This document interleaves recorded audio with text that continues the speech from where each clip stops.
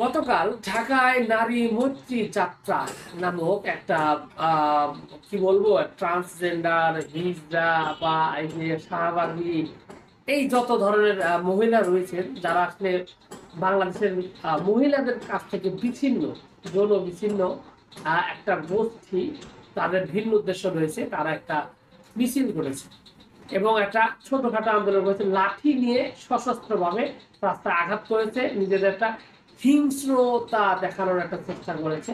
তো আজকে আমি তাদের সেই বিষয়টা নিয়ে বলতে চাচ্ছি না, কারণ তাদের উপদ্রব এর আগে আমরা দেখেছি শাহরিয়ার কবির, খুশি কবির, এই সমস্ত কিছু নারীবাদী যারা, তারা বর্তমানে কিন্তু স্বৈরাচারের একটা পার্ট, যার কারণে শাহরিয়ার কবির সহ অনেকেই বর্তমানে হেফাজতে রয়েছে। তবে তাদের আন্ডা বাচ্চা, তাদের আদর্শিক সন্তানেরা আবার গতকালকে দেখা গেল তারা যৌন বিচ্ছিন্ন সম্পূর্ণই নারী কমিশন নিয়ে তাদের অনেকগুলো কথা রয়েছে, যেখানে নারীদেরকে তারা নিজেরাই বেশ্যা হিসাবে বা নিজেরাই নিজেদেরকে পতিতা হিসাবে আহ, একটা স্বীকৃতি চেয়েছে। মানে কি বলবো, আল্লাহ মাফ করুন, আমার পরিবারে মেয়ে আছেন, আমি আমার মেয়েদের, আমার মা মেয়ে সন্তানদের অনেক ভালোবাসি, সম্মান করি। তো দুর্ভাগ্যের জায়গাটা হলো যে এসবের কারণে আসলে নারী যে কথাটা, নারী নামক শব্দটা, এই শব্দটাই কলঙ্কিত হতে যাচ্ছে। তো বিষয়টা হচ্ছে যে তাদের যে প্ল্যাকার্ড ছিল, এই প্ল্যাকার্ড নিয়েই মূলত আজকের এই ভিডিওতে আমি কথা বলতে যাচ্ছি। তাদের প্ল্যাকার্ড গুলো আসলে মুখে ভাষায় বলার মতো না, এটা জঘন্য কিছু ভাষা। তো তার মধ্যে একটা রয়েছে 21 টিভির সাবেক সাংবাদিক তাসনুভা নাম, উনি চাচ্ছেন যৌনতা স্বাধীনতা। ভাই, এটার অর্থ আমি বুঝিনি, সহজ দিক কথায় আমি এটার অর্থ একদমই বুঝিনি। নারীদের যৌন স্বাধীনতা মানে আপনি কি বুঝাতে চাচ্ছেন? আমি ভাই স্তম্ভিত। তারপরে তারা এই যে প্ল্যাকার্ড গুলো দিয়েছেন, আপনি দেখেন এখানে আর একটা ব্যাপার রয়েছে যে ভারতের বিচ্ছিন্নতাবাদী যারা রয়েছে তাদের কিন্তু একটা দাবি ছিল ওই যে আপনার পাহাড়ে যে সেনা শাসন হটাও। এখানে সেনা শাসন কেন হটাতে হবে? এটা একটা একটা মানে একটা হটস্পট, একটা অপরাধের হটস্পট। এখানে অনেকগুলো সন্ত্রাসী সংগঠন রয়েছে।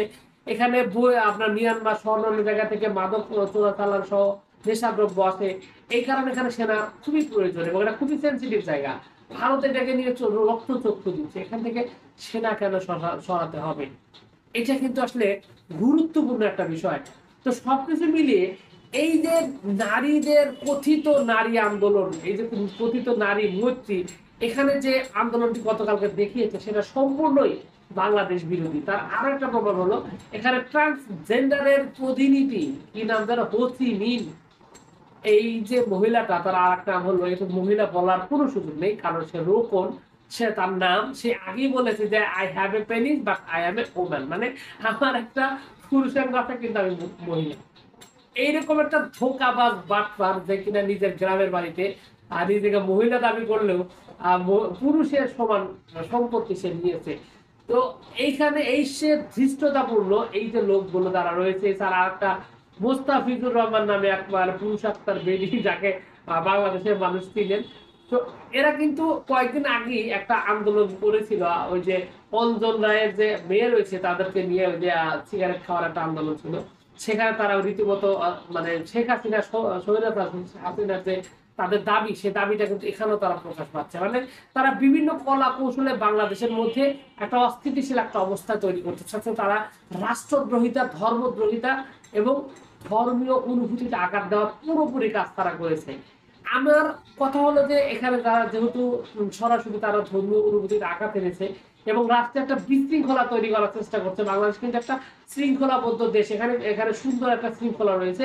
এখানে কিন্তু আপনাকে বুঝতে হবে বাংলাদেশে কিন্তু নারীদের নিয়ে কোনো সমস্যা নেই এবং বাংলাদেশের মানুষ যথেষ্ট সচেতন এবং বাংলাদেশের আইনও যথেষ্ট শক্তিশালী এবং বাংলাদেশের নারীদের অধিকারের ক্ষেত্রেও অনেক অনেক বেশি সচেতন, বিশেষ করে মুসলিমরা।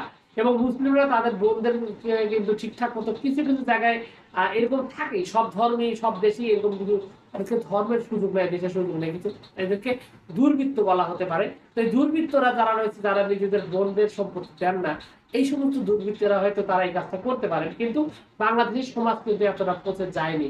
কিন্তু এই যে নারীর বা এই যে ট্রান্সজেন্ডার, পুরুষ থেকে মহিলা, মহিলা পুরুষ, এই যে একটা বিধি দিচ্ছে একটা অবস্থা, নিজেদের মধ্যে একটা শৃঙ্খলা মানে ছাড়া একটা ব্যাপার।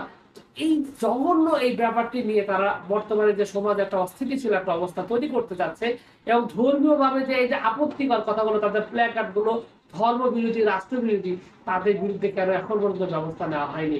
অবশ্যই বাংলাদেশের নারী অধিকার যে ন্যায্য অধিকার, আমি নারীর ন্যায্য অধিকার, তাদের যারা অধিকার, যারা প্রাপ্য এবং যেটা হয়ে আসছে, যেটা সঠিকভাবে যেটা ব্যাখ্যা রয়েছে সেই ব্যাখ্যা মোতাবেক অবশ্যই কার্যকর হওয়া দরকার। কিন্তু এদের এই অতি বাড়াবাড়ি বা এই হোসিমিন, মোস্তাফিজুর বা এই যে তাসনুবাদের মতো লোক যারা পরীক্ষিত আওয়ামী লীগের দালাল এবং স্বৈরাচারের দোষর, এদের বিরুদ্ধে কিন্তু অবশ্যই ব্যবস্থা নেওয়া উচিত। এরা কিন্তু সরাসরি বাংলাদেশের বিশৃঙ্খলা তৈরি করছে, বাংলাদেশের মধ্যে একটা তাদের এজেন্ডা বাস্তবায়ন করার চেষ্টা করছে, বাংলাদেশের একটা ভয়ঙ্কর, একটা ক্ষতিকর বা আগামী দিনে একটা মারাত্মক বিশৃঙ্খলা তৈরি করার চেষ্টা করছে।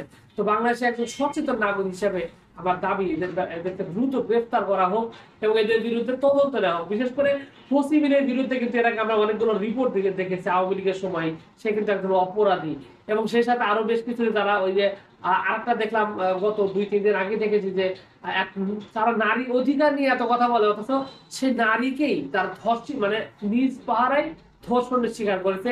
নেশা বেশিরভাগই কিন্তু এখানে যারা রয়েছে নেশা এবং মাদকের সাথে যুক্ত, এটা কিন্তু অনেকবার আমরা দেখেছি, বিভিন্ন রিপোর্টে দেখেছি।